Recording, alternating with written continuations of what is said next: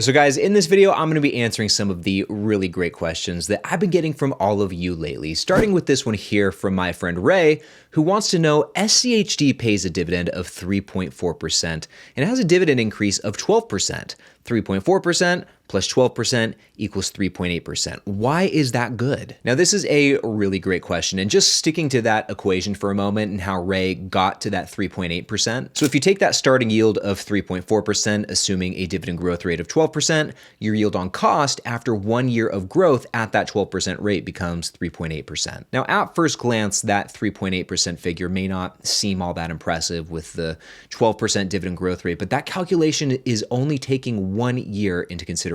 At the end of the day, dividend investing is a long-term game, so you need to think beyond just 1 year and consider the power of compounding over time. And if we look beyond just 1 year, if you were to hold SCHD for a decade, and if it continued to grow its dividend at that same rate, your yield on cost, which is the yield based on the price that you originally paid in year one, it doesn't stay at 3.4%, or it doesn't even stay at 3.8%. By the 10th year, it climbs to a whopping 10.5%. In other words, after 10 years of just holding on to the fund, you'd be earning over 10% of your original investment every year just in dividends. And with that, if you extend the timeline out another 10 years, so after 20 years, your yield on cost would skyrocket to 32.8%, which is insane. And this means that for every $1,000 you initially invested, you'd be receiving $328 in dividends by that 20th year, assuming that that 12% dividend growth rate holds throughout that entire time, which it may very well not, but if it does, that's not too shabby. But anyway, the point with all of this is that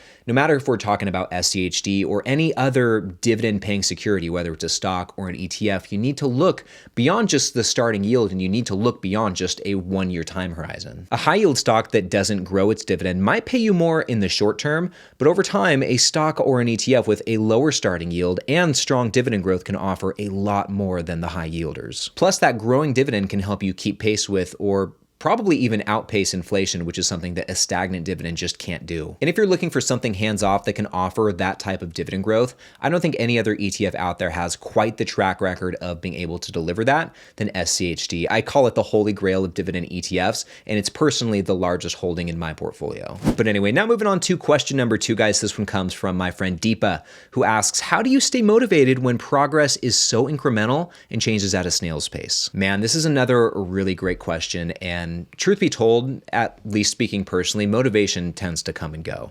But at the same time, if you only did things when you were motivated, you probably wouldn't get a whole lot done. At the end of the day, building a successful dividend portfolio really just comes down to discipline. Okay, lasting wealth is built through the small, consistent actions that you take week after week. And even though it's true, it can certainly feel like it's growing at a snail's pace, especially at first, it has to be this way. You have to make $1 in dividends before you can make $10. And you have to make $10 before you can make $1,000. And this idea isn't exclusive to investing either. Nothing worthwhile comes fast, and it certainly doesn't come easy.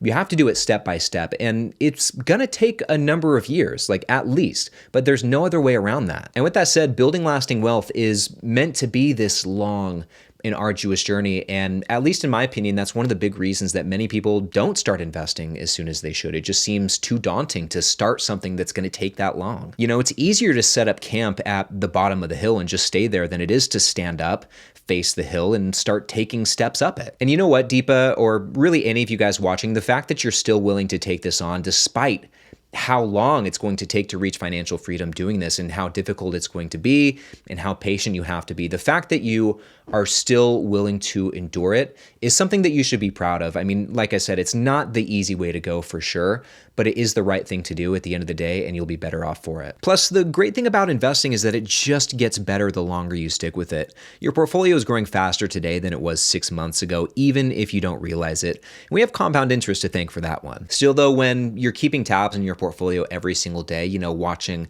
the daily share price fluctuations, it's easy to feel like nothing's happening.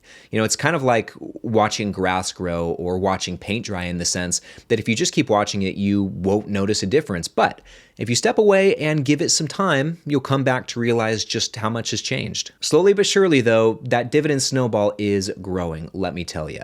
You just need to stay patient, which I know is the hardest part of this whole thing, but you need to stay patient and you need to keep investing even when you don't always feel motivated to do so. But anyway, now moving on to question number 3. This one comes from Carlos, who wants to know, what would you say should be the first 2 goals new investors should accomplish in their first year? And man, there are so many different things that come to mind for this one, but here are what I think are 2 very important goals to focus on in your first year of investing. Number 1, I think your first goal should be to establish an unbreakable habit of contributing to your portfolio on a regular basis. Whether it's weekly, monthly, or any other frequency you prefer, it really doesn't matter, just as long as you establish that consistency. And the reason I think this is so important is because early on in your investing journey, your portfolio is not quite large enough where compound interest is really able to move the needle. So early on, a lot of the heavy lifting in your portfolio is going to be done by you and your contributions. So not only will your consistent contributions drive a lot of your portfolio's growth early on, but it will also help build momentum. Okay, watching your portfolio's value increase and seeing your dividends grow, even by a few dollars at a time, can be incredibly motivating. And after a year of consistent investing under your belt, you'll be able to look back and see just how far you've come.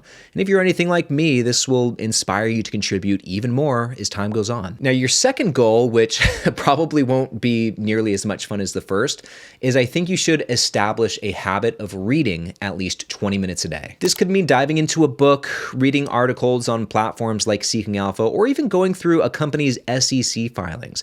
The specific material doesn't really matter as much as the habit itself. And I think that establishing this habit is important because investing is a skill that's honed over time, and reading is really going to help you speed up the development of that investing skill set. In my opinion, building the habit of reading and therefore learning will pay dividends both literally and figuratively for the rest of your life. And if you're looking for great places to start just as far as books go, great books to read to really kickstart this habit, here are 3 that I'd recommend. The first one is going to be Warren Buffett and the Interpretation of Financial Statements. If you've seen my videos before, you'll have heard me talk about this book, I'm sure, but this is a fantastic teacher for learning how to read financial statements, which I think is an essential skill for every investor.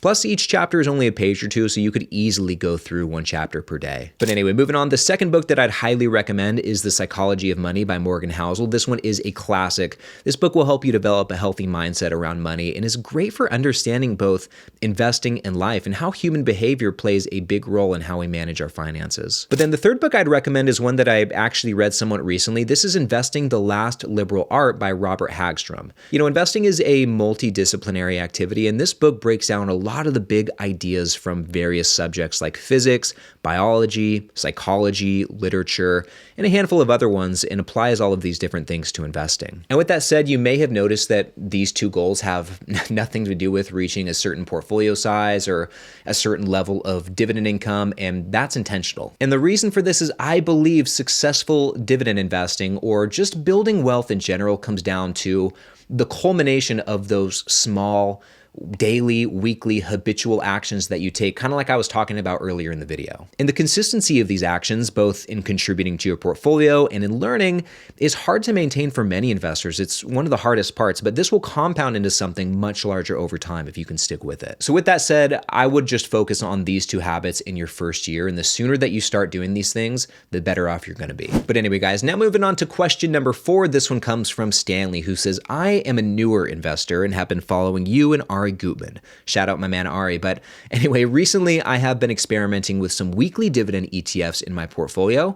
Are these bad investments in your opinion? And I'll tell you what, I've been getting so many questions lately about these new weekly covered call ETFs like QDTE, XDTE, and the like. And generally speaking, I personally think these funds are like Trojan horses. I think they lure you in with the promise of high yields.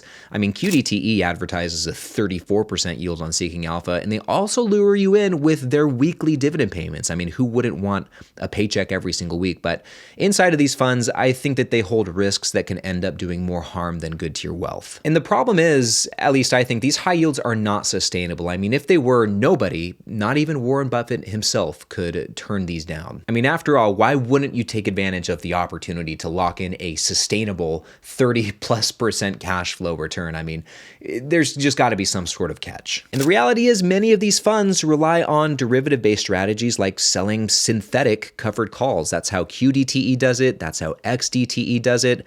And while there's nothing inherently wrong with that, I guess, I do believe this is too complex for newer investors to fully understand. And so I don't think it's a good idea for newer investors to put any money into these funds. On top of that, many of these funds return your own capital as part of their distributions. And as an example, if we just go to QDTE's website, we'll see this in the fine print. Here it says distributions in excess of the fund's current and accumulated earnings and profits will be treated as a return of capital. In other words, you're essentially handing your money over to Roundhill, which is the company that makes QDTE and XDTE. You're paying them a 1% fee to manage those funds, and then they're giving a portion of your own money back to you, and you're basically paying a fee for it. And over time, as the fund continues to return your capital, the underlying value of the fund, or the net asset value, can shrink. This means that while you're collecting quote-unquote dividends, the actual value of your investment declines, leaving you with less money overall. Ultimately, and maybe I'm just too pessimistic when it comes to these types of investment products, but I'm of the opinion that these funds exist more so to generate fees for the people who create them than they are designed to actually build you wealth. And when it comes to things like their high dividend yields and their frequent payouts, their frequent dividend payouts, I think that those are less about helping you, and I think that they're more about selling you on the product. So with that said, as a newer investor, or really any investor, I think you're better off avoiding these funds altogether. I think you're going to be much better off in the long run just sticking with a much more straightforward investing strategy like investing in reliable growing companies, or just simple tried and true ETFs like VOO or SCHD. I think these are going to be much more dependable for building wealth over a long period of time. And actually, this is the exact approach I'm taking in my wife's dividend stock portfolio, which is what I'm telling you about in this next video right over here. In this video, we'll take a look under the hood and I'll show you what's going on with her portfolio. And I'll also show you what this portfolio is going to look like 10 years down the road, 20 years down the road, even 30 years down the road. It's actually pretty incredible just with these two simple funds. So click right over here to learn about that, and I'll see you in the next one.